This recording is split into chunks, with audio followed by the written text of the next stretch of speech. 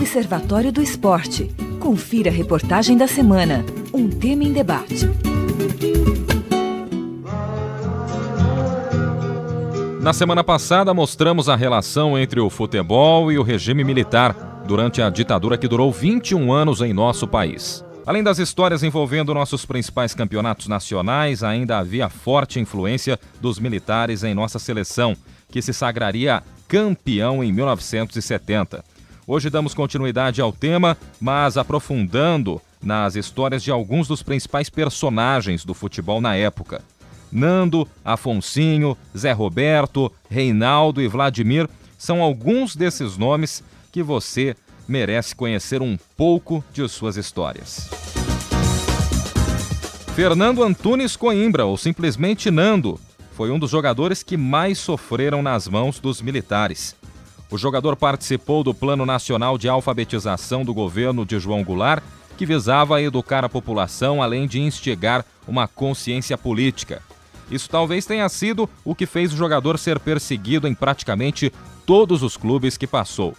Os dirigentes de Santos, de Vitória no Espírito Santo, Madureira e América sempre elogiavam o trabalho do jogador, mas acabavam dispensando o atleta sem dar mais explicações.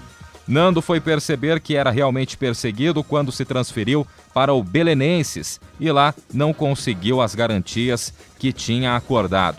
Além de ter recebido a visita da polícia política do governo Salazar. Abriram dois caras de terno, eu imaginei que era da imprensa, lá eles usavam terno na época. Mas os caras já foram entrando, era da PID, da Polícia Política de Portugal. Já entraram me dando carteirada, né? E deram a entender que sabiam muita coisa da minha vida, falaram do PNA, que eu estava envolvido num programa no Brasil subversivo. Aí eu me apavorei. 22 anos, tu sozinho, né? Em outro país, tu imagina o sufoco que era. E aí me pediram os documentos, eu disse que não estava comigo, que estava na Embaixada Brasileira, foi a minha sorte. Mas eles falaram que iam voltar, ter contato comigo e foram embora, né?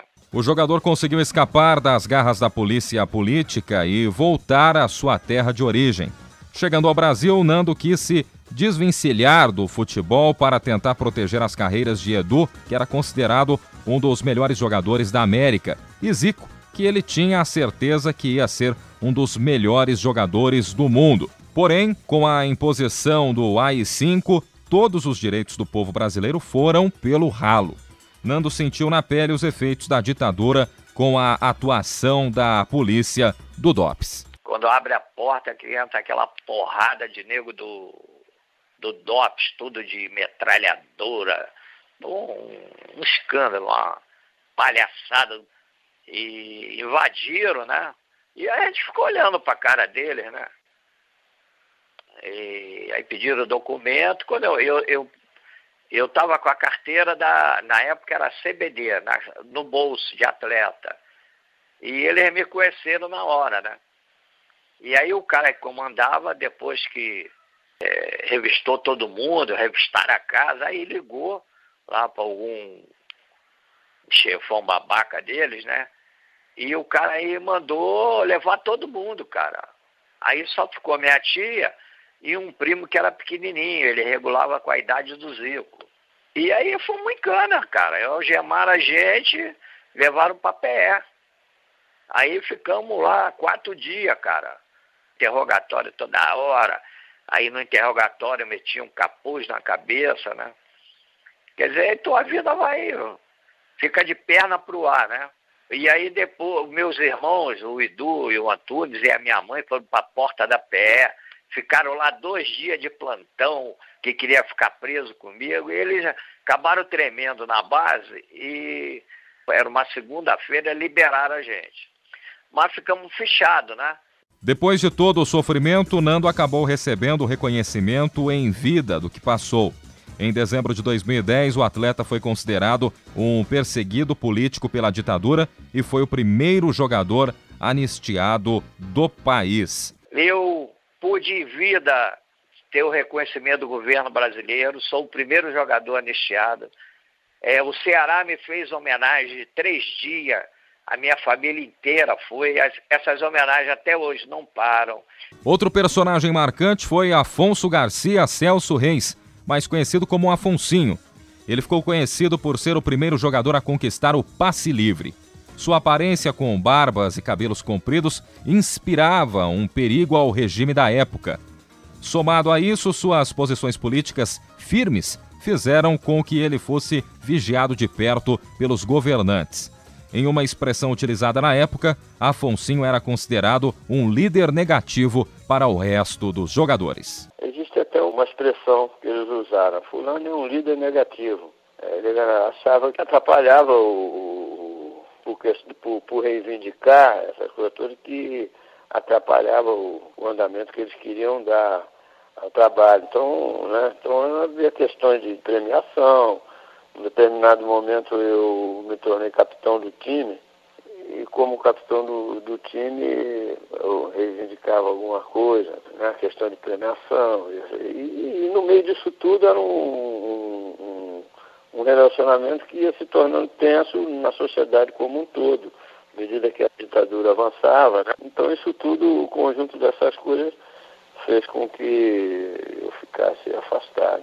Afonsinho não foi convocado para as Copas de 70 e 74, o que ele questiona sua não participação, ao menos na segunda ocasião. Em 70 eu não me senti injustiçado, porque além de eu estar no meio dessa confusão, a minha posição é uma posição que exige experiência, né? O meio-campo, o armador.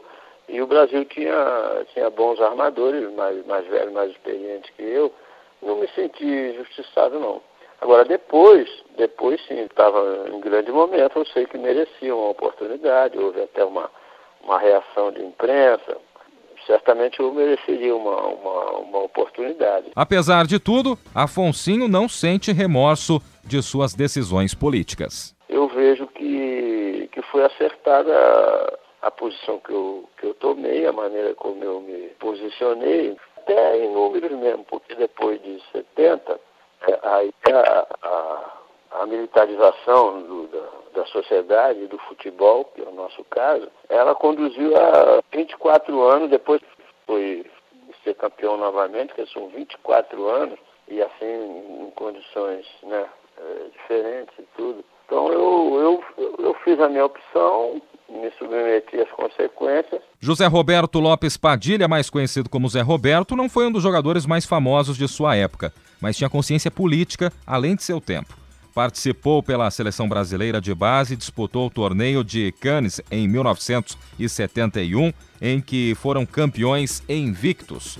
Porém, não conseguiu uma convocação para a Olimpíada de 72, o que ocasionou uma desilusão com o esporte e uma mudança no pensamento. Eu participei da primeira seleção brasileira de base, sub-20, e nós disputamos o Sul-Americano do Paraguai e o torneio de Cannes, visando a nossa ida às Olimpíadas de Munique, em 1972.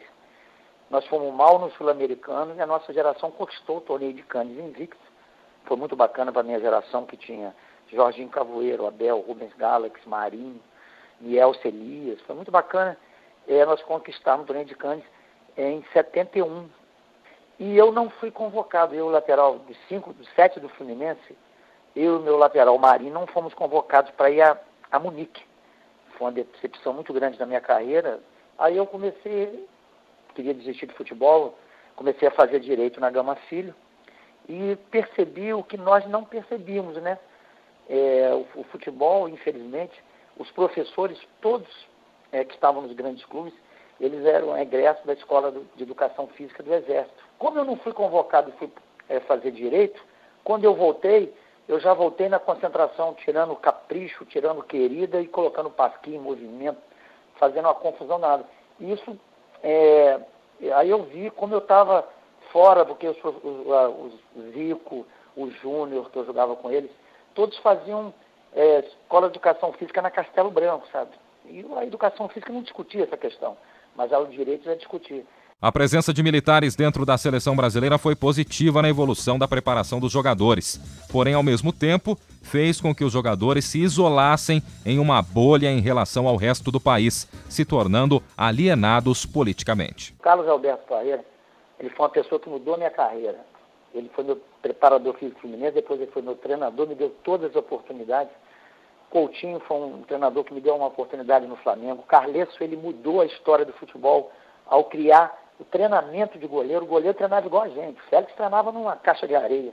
O Carlesso, graças aos estudos dele, estudos da Escola de Educação Física, porque eles tinham informações, eles foram muito importantes para o nosso futebol. Eu não posso não ser grato como atleta. Só que eles não discutiam a questão que o Brasil discutia, entendeu? Então, eles formaram grandes jogadores, mas pessoas fora da realidade, completamente apolitizadas. Nós poderíamos ter contribuído. Já pensou, naquele momento, uma voz do Pelé, uma voz do Zico, uma voz do Rivelino, mas nós vivíamos numa bolha, entendeu? Então, esses profissionais que comandaram o esporte no país, até 70, são 8, né? Se você ver, são 8 profissionais de alto nível, eles avançaram muito no futebol, mas por serem egressos de uma escola militar, eles não tocavam em assunto nenhum e nós não podemos contribuir como o artista, o Gilberto Gil, o Chico Buarque, qualquer classe se manifestou e nós não calamos. Mas o trauma causado pelo regime militar foi duro e persiste até hoje.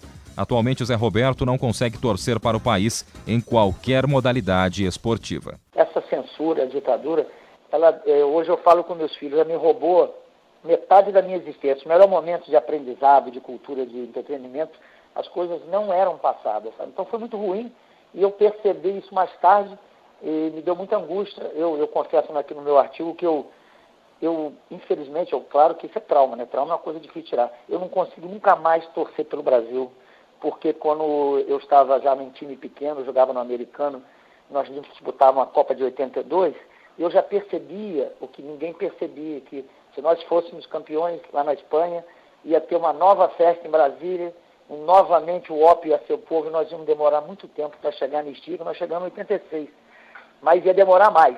E eu passei a torcer contra o meu país, é uma coisa que me faz muito mal. Qualquer esporte que eu vejo, eu já lembro que nós estamos sendo usados. Outro jogador que sentiu na pele os efeitos da ditadura foi José Reinaldo de Oliveira, mais conhecido como Reinaldo.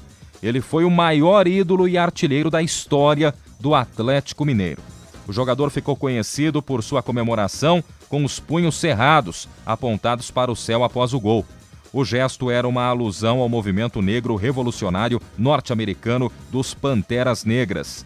Reinaldo explica o porquê da utilização do gesto socialista num período de regime militar. Esse gesto do punho cerrado é um gesto socialista, né? Na época a gente dava também a conotação dos panteras, a conotação racial, para também driblar um pouco a repressão, a censura que tinha. Mas era um gesto socialista, um gesto mais político, porque o nosso país, a gente vivia num momento, precisava de uma participação mais efetiva das pessoas, né, para acelerar o processo político. A comemoração de cunho político chamou a atenção do presidente da época, Ernesto Geisel.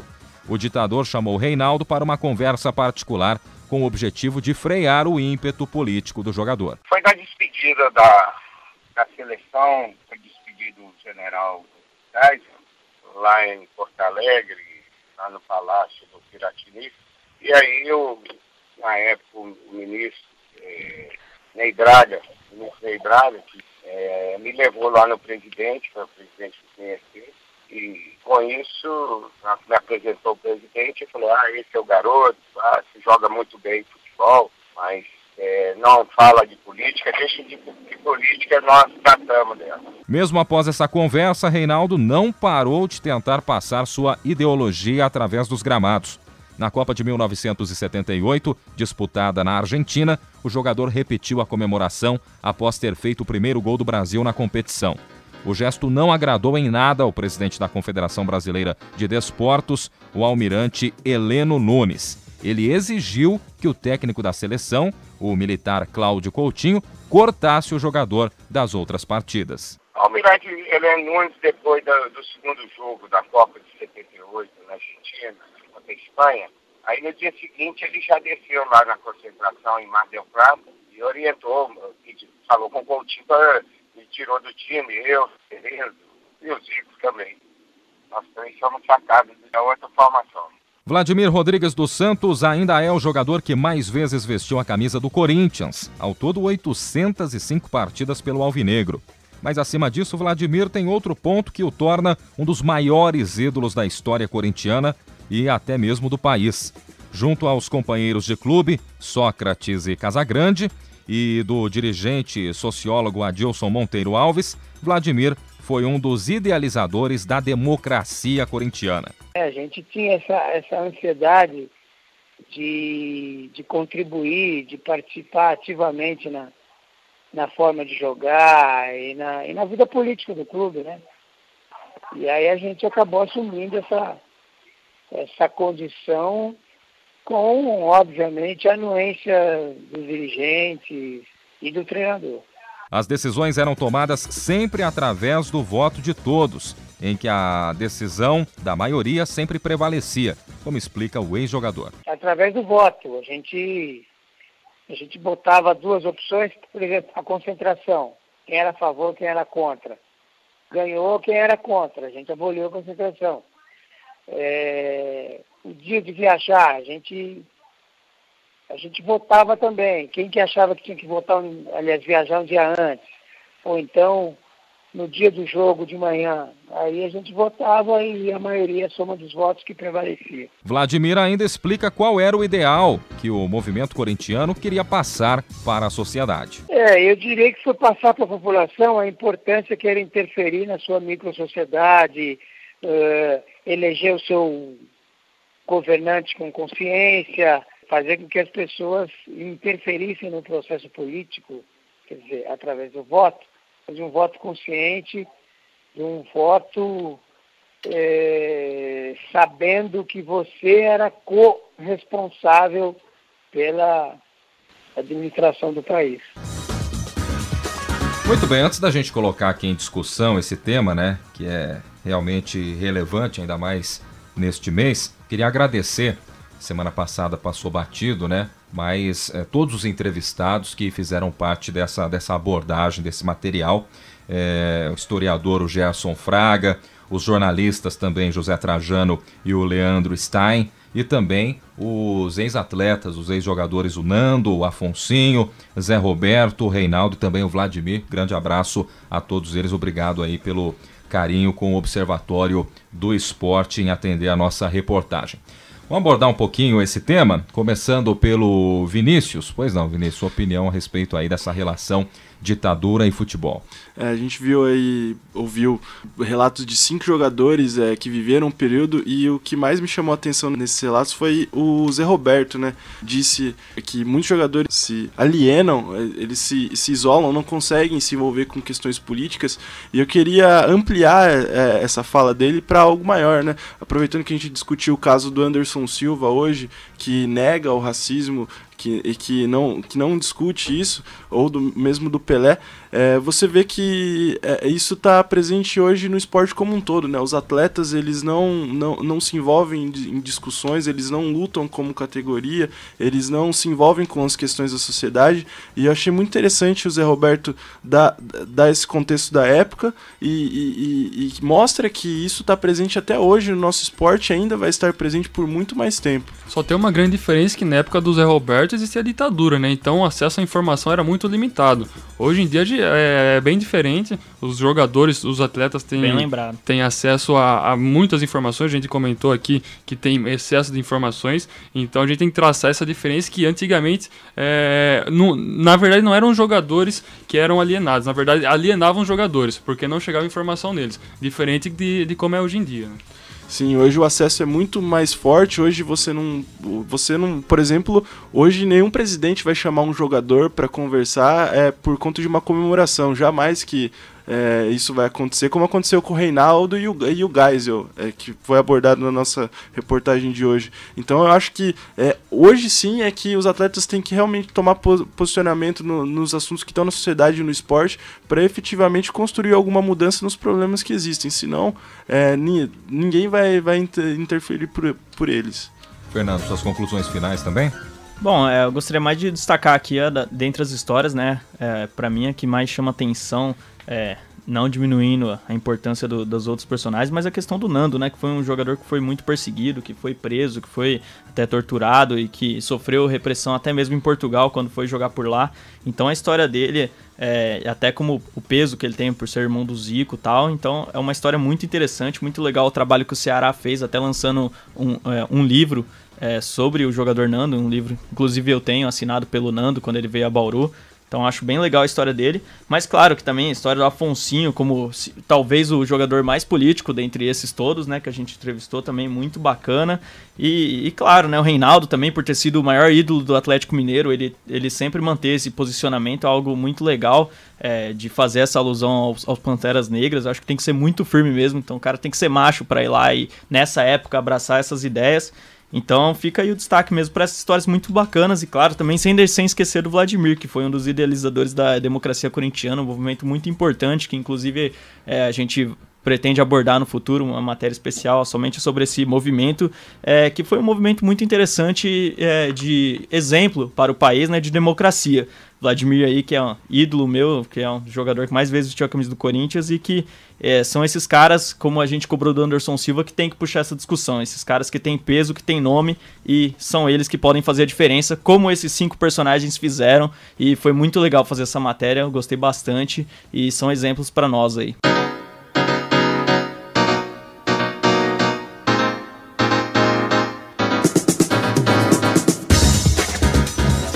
O Observatório do Esporte chega ao fim. Locução de Guilherme Dias, comentários de Tuca Américo, Fernando Martins, Thiago Pavini e Vinícius Martins. Equipe de reportagem, Heitor Facini, Fernando Martins, Thiago Pavini e Vinícius Martins. Direção de Fábio Fleury. Produção técnica de Paulo Pepa. O Observatório do Esporte é um projeto de extensão universitária financiado pela ProEx, a Pró-Reitoria de Extensão da Unesp. Voltamos no próximo sábado com mais destaques do esporte. Claro, mais uma edição do Observatório do Esporte. Aqui a informação vai além das 4 linhas.